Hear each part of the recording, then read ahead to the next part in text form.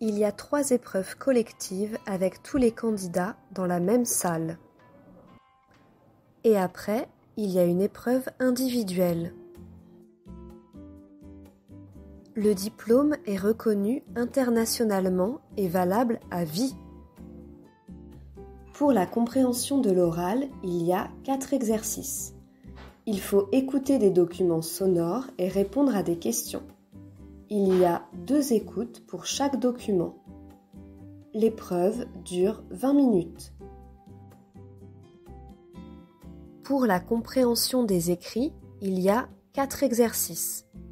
Il faut lire des documents et répondre à des questions. L'épreuve dure 30 minutes. Pour la production écrite, il y a 2 exercices. Il faut remplir un formulaire et écrire un message de 40 mots minimum. L'épreuve dure 30 minutes. Pour la production orale, il y a 3 parties. Il y a un entretien dirigé, puis un échange d'informations et pour finir, un dialogue simulé. L'épreuve dure 5 à 7 minutes avec une préparation de 10 minutes. Dans la compréhension de l'oral, le candidat écoute des annonces publiques, des conversations très courtes. Le candidat doit répondre aux questions à l'écrit. Il y a 2 écoutes. Dans la compréhension des écrits, le candidat doit lire des documents pour s'orienter, s'informer, suivre des instructions. Le candidat doit répondre aux questions à l'écrit. Dans la production des écrits, le candidat doit réaliser 2 exercices. Compléter un formulaire et écrire des phrases simples sur des sujets de la vie quotidienne comme une carte postale ou un message. Dans la production orale, le candidat doit communiquer avec le jury. On lui demandera de savoir se présenter, poser des questions à l'aide de plusieurs documents et jouer une situation pour acheter un produit.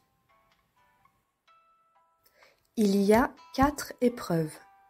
Chaque épreuve est sur 25 points, sur un total de 100 points. Pour obtenir le diplôme, il y a besoin d'avoir au minimum 50 points sur 100. Une note en dessous de 5 points sur 25 dans une épreuve est éliminatoire. Une bonne réponse donne 1 point. Pas de réponse donne 0 point. Une mauvaise réponse donne 0 point. Quelques conseils pour réussir. Lire le document en entier. Lire toutes les options de réponse avant de répondre. Ne pas oublier de répondre à toutes les questions. J'ai passé l'examen A2 pour obtenir une carte de résident. Bon, au début, j'avais le stress. Et quand je suis arrivée, j'ai vu les autres. Je me suis plus inquiétée. Je sais que je suis déjà là, donc je dois faire. Donc, c'est tout.